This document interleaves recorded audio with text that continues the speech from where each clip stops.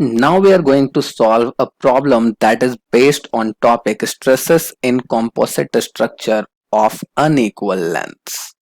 Our question says that a composite bar ABC rigidly fixed at A and 1 mm above the lower support is subjected to an axial load of 50 kilonewton at B as shown in figure. क्या कहता है कि एक composite बार है हमारे पास, जैसा कि आप फिगर में देख सकते हो, जो पॉइंट ए है उसके पास से वो रिजिडली फिक्स है, बट जो लोअर एंड सी है वहां पे वो फिक्स नहीं है, 1 mm उससे वो ऊपर है। और उसके ऊपर ना पॉइंट बी के पास में 50 किलो न्यूटन एक्सियल लोड, मतलब एकदम से पॉइंट पे बीचों बीच एक्सियल लोड अप्लाई हो रहा है, दैट इज 50 किलो न्यूटन। आगे क्वेश्चन कहता है कि if cross section area of the section AB is 100 mm square and that of section BC is 200 mm square, find the reaction at both the ends of the bar। मतलब दोनों की area दी हुई है हमारी और हमें रिएक्शन फाइंड आउट करना है बोथ द एंड्स पे, मतलब reaction at A and reaction at C. Also find stresses in both the sections, मतलब अभी रिएक्शन हमें फाइंड आउट करना है R A R C, stress in A B section and stress in B C section find out करना है, और take E is equals to 200 GPa, मतलब modulus of elasticity हमें दिया है। एक चीज देखो, अभी आप सब सोच रहे होंगे कि जब पॉइंट जो अनदर जो उसका पॉइंट है जैसे सी के पास में, वो तो कनेक्टेड है ही नहीं, तो फिर उसमें रिएक्शन कैसे फाइंड आउट करोगे, क्योंकि जब तो कनेक्टेड है नहीं तो रिएक्शन प्रोड्यूस होगा नहीं। देखो 500 किलो न्यूटन लोड के वजह से वो कुछ ना कुछ तो नीचे आएगा, तो चेंज इन लेंथ उसकी होगी, तो चेंज इन लेंथ उसका होगा तो वो जाके सी के पास में कुछ ना कुछ रिएक्शन जरूर क्रिएट करेगा। देखो अगर चेंज इन लेंथ उसकी 1 mm से नीचे हुई तब तो ठीक है, सी के पास में कोई भी रिएक्शन नहीं आएगा, मगर अगर उसकी चेंज इन लेंथ हमने फाइंड आउट किया और वो 1 mm से ऊपर आया, तब देखो अब वो 1 mm से ज्यादा तो फ्लो कर नहीं सकता ना, क्योंकि स्पेस 1 mm ही है, तो बाकी 1 mm तक वो चेंज इन लेंथ में चला जाएगा, उसका जो लोड है वो, और बाकी का लोड रिएक्शन क्रिएट करेगा। समझे क्वेश्चन? तो now let us solve this. चलो सबसे पहले लिख लेते हैं गिवन टर्म। तो गिवन टर्म्स में हमारे पास दिया है, गिवन क्या क्या है, लेंथ ऑफ ए बी, चलो उसे लिख लेते हैं, length of A B is equals to 1 metre है तो उसे 1 इंटू 10⁻³ mm लिख लेते हैं। Now area of A B, तो चलो area of A B is equals to कितना दिया है, 100 mm स्क्वायर दिया है। नाउ लेंथ ऑफ BC, तो लेंथ ऑफ BC लिख लेते हैं, दैट इज कितना है 2 मीटर, तो 2 इंटू 10⁻³ हो जाएगा वो mm, sorry not square, it is only mm। Okay now area of BC, तो चलो एरिया ऑफ BC पार्ट लिख लेते हैं, दैट इज कितना है 200 mm स्क्वायर। नाउ आगे क्या दिया है, एक्सियल लोड दिया है, मतलब P हमें दिया है, दैट इज 50 किलो न्यूटन, तो 50 किलो न्यूटन हो जाएगा, तो 50 इंटू 10⁻³ न्यूटन हो जाएगा ये। नाउ मॉडुलस ऑफ इलास्टिसिटी हमें दिया है ओवरऑल, तो मॉडुलस ऑफ इलास्टिसिटी हम लिख लेंगे, दैट इज जीपीए है तो उसे एमपीए में लिखते हैं, इंटू 10⁻³ उसे एमपीए के जगह पे न्यूटन पर mm स्क्वायर भी लिख सकते हो, और एमपीए लिखा तो भी कोई दिक्कत नहीं है। तो सबसे पहले पार्ट 1 में हम फाइंड आउट कर लेते हैं reaction at both the ends. तो देखो reaction at both the ends सबसे पहले जब हम फाइंड आउट करेंगे, तो चलो लिख लेते हैं इसे हम, reaction at both the ends. देखो अभी मैंने आपको बताया कि रिएक्शन कैसे फाइंड आउट करोगे, तो चेंज इन लेंथ वाला भी अपना पार्ट आएगा, तो मतलब है कि रिएक्शन जो अपनी है वो रिलेटेड है चेंज इन लेंथ से। तो चलो सबसे पहले ना हम चेंज इन लेंथ ही फाइंड आउट कर लेंगे। तो change in length due to जो लोड है अपना वो बी के पास में, उससे कितना हो जाएगा, चलो तो change in length is equals to यहाँ पे आपकी होगी पी एल ए बी, क्योंकि ए बी सेक्शन में ही चेंज इन लेंथ अभी होगा, क्योंकि लोड अप्लाई जो हो रहा है उसे डाउनवर्ड खींच रहा है 50 किलो न्यूटन, तो change in length A B हो गया। Now area of A B section हो जाएगा इंटू मॉडुलस ऑफ इलास्टिसिटी आपकी हो जाएगी। तो नाउ वैल्यूज पुट कर देते हैं, तो 50 इंटू 10⁻³, अभी लेंथ कितना था, 100 था ना, sorry length was not 100, it was 1 into 10⁻³, तो उसे सिर्फ 10⁻³ भी लिख सकते हो आप, 1 लिखने की जरूरत नहीं है। सो ये हो जाएगा 100 इंटू कितना, 200 इंटू 10⁻³ तो देखो after calculation you will get how much, change in length is equals to 2.5 mm। अब देखो ए बी सेक्शन में चेंज इन लेंथ जो हो रहा है वो 2.5 mm हो रहा है, मगर जो अलाउड है हमारे पास, मतलब जो मैक्सिमम हो सकता है हमारे पास, वो सिर्फ 1 mm ही हो सकता है ना। तो बाकी का 1.5 mm का जो एक्सटेंशन है वो कहाँ जाएगा, रिएक्शंस में जाएगा। चलो तो उसके लिए कैसे अभी रिएक्शन फाइंड आउट करोगे देखते हैं। तो मतलब देखो अभी हमें सिर्फ 1 mm ही इंक्रीज करनी है, तब कितना लोड रिक्वायर होगा, है ना। क्योंकि अभी देखो जो लोड दिया है हमें उससे मतलब नहीं है, अब हमें चाहिए कि सिर्फ 1 mm रिक्वायर रहे, 1 mm की जो लेंथ इंक्रीमेंट दे रहा है वो लोड हमें चाहिए, तभी 1 mm के बाद जो लोड बचेगा हमें उसे हम 50 किलो न्यूटन से माइनस कर लेंगे, तो उसे हम आर ए और आरबी में हम क्या करेंगे, रिजॉल्व कर लेंगे, आगे हम फाइंड आउट कर लेंगे जो रिमेनिंग लोड होगा वो। मगर सबसे पहले हमें चाहिए कि 1 mm की जो लेंथ इंक्रीमेंट हो रही है उसके लिए कितना लोड रिक्वायर होगा, तो चलो फाइंड आउट करते हैं। तो क्या करेंगे, लिख लेते हैं, late P1 is equals to load required to, sorry, to increase length of 1 mm। ठीक है, तो अभी क्या हो जाएगा, change in length is equals to p l a b into area of A b into e हो जाएगा, है ना। नाउ अभी देखो इसमें हमें पता है कि चेंज इन लेंथ कितना हो रहा है, तो 1 हो रहा है ना, तो 1 यहाँ पे पुट कर दो आप। P हमें नहीं पता तो इसे हम P1 ऐसे ही लिख देते हैं। L हमें पता है दैट इज 1 इंटू 10⁻³ सिर्फ 10⁻³ भी हम लिख सकते हैं यहाँ पे। नाउ एरिया हमें पता है दैट इज 100 इंटू, अभी देखो modulus of elasticity that is 200 into 10⁻³ है ना। नाउ अभी देखो, तो जब आप सॉल्व करोगे तो you will get the value is equals to कितना हो जाएगा, 5.10⁻⁻5। अभी p भी हो जाएगा इसमें, तो now you will get how much, 1 is equals to p into 5.10⁻⁻5। अभी देखो क्या करेंगे, p को एक तरफ ही छोड़ देंगे, p1 है हमारा, तो p1 इधर ही छोड़ दो तो हो जाएगा कितना, 1/5, ये मल्टीपल है ओके, इंटू 10⁻⁻5। जब आप इसे सॉल्व करोगे फर्दर तो you will get how much, 20,000 Newton.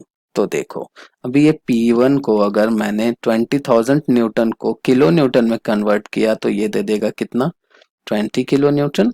तो देखो अभी जो रिक्वायर्ड जो अपनी P है, हमें इंक्रीमेंट के लिए, कितने इंक्रीमेंट के लिए, 1 mm इंक्रीमेंट के लिए वो है 20 किलो न्यूटन। तो फिर देखो बाकी बच कितना जाएगा, 30 किलो न्यूटन, तो वो 30 किलो न्यूटन ही और आर ए और आर बी देगा ना हमें, सॉरी आर ए और आर सी देगा हमें, reaction at A and reaction at c. चलो तो अभी रिमेनिंग जो लोड है वो कितना हो जाएगा, now our remaining load will be, कितना हो जाएगा, 50 minus 20 that is 30 kilo newton. अब इस 30 किलो न्यूटन को हम आगे फर्दर सॉल्व करेंगे, देखो क्या होता है। तो चलो लिख लेते हैं, let R A is equals to reaction at A due to 30 kilo newton load and R B is equals to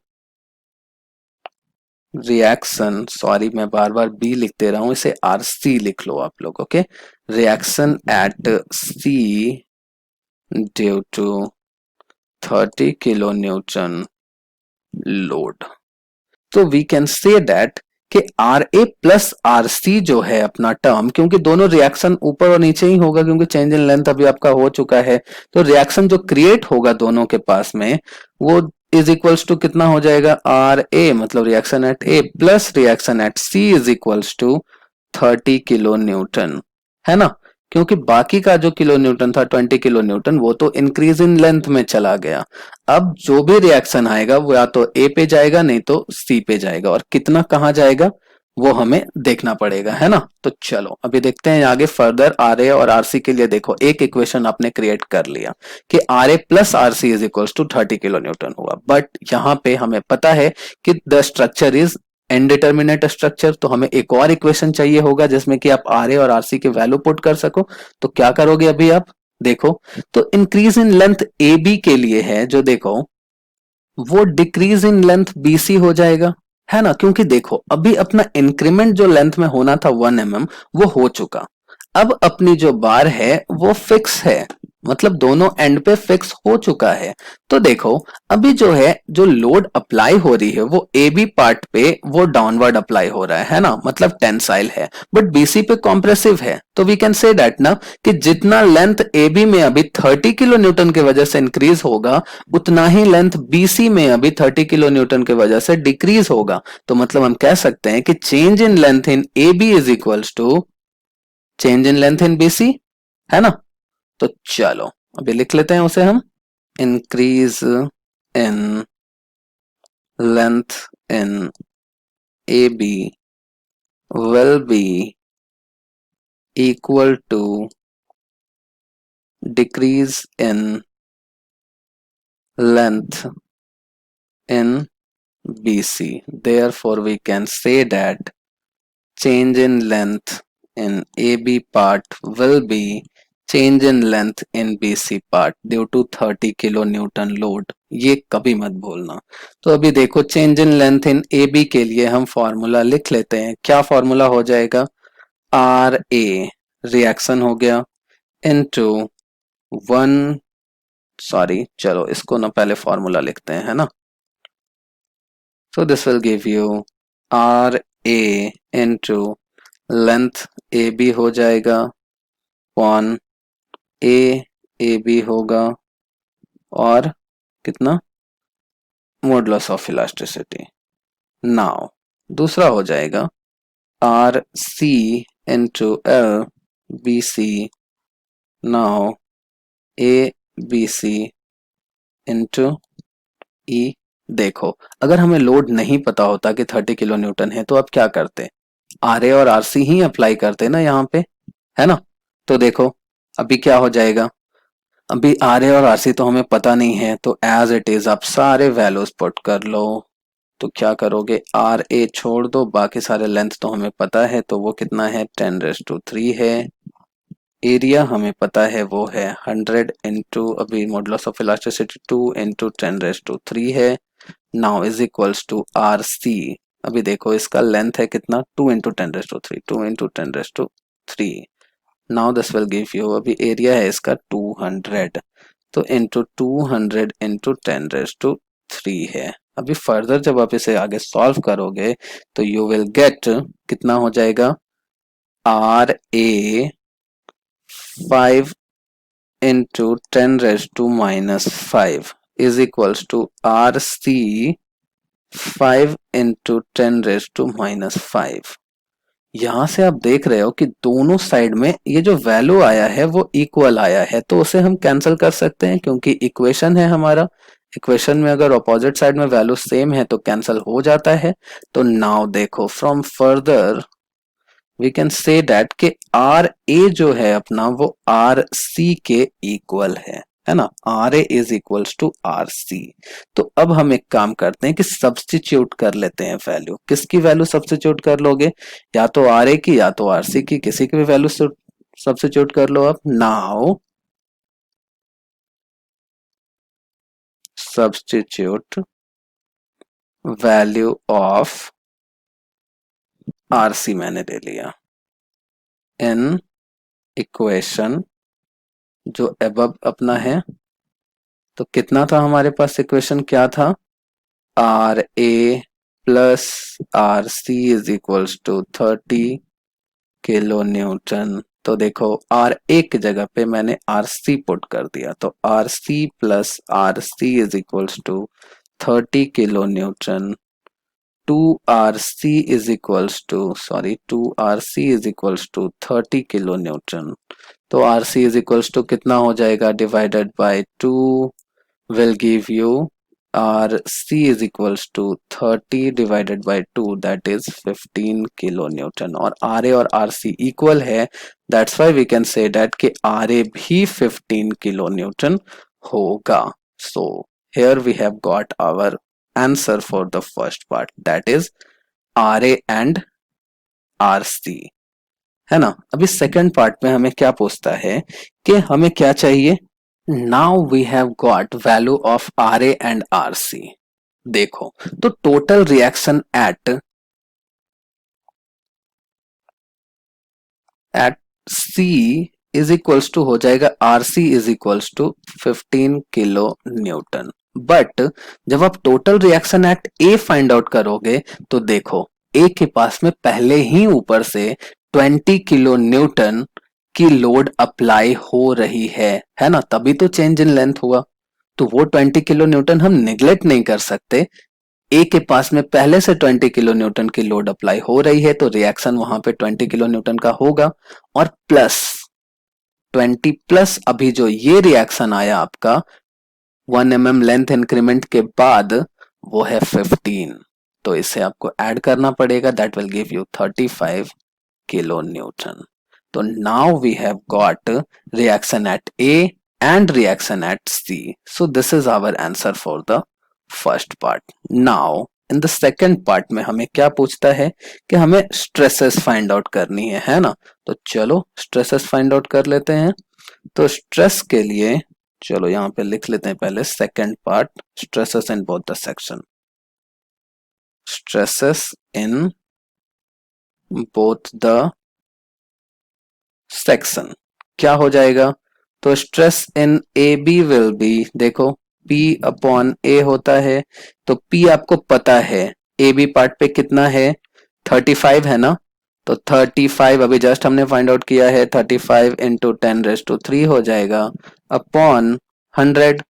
तो नाउ यू विल गेट कितना 350 न्यूटन पर mm²। अभी देखो स्ट्रेस इन बीसी सेक्शन आप फाइंड आउट करने जाओगे, तो BC part में हमें पता है कितना है अपना stress in BC part, that is P upon A होगा। तो लोड वहां पे जो आ रहा है वो है ओनली 15। तो 15 into 10⁻³ upon 200 that will give you 75 Newton पर mm²। So now we have got our final answer. So in the next video, I will solve one more problem related to this topic only. Thank you. Thank you so much.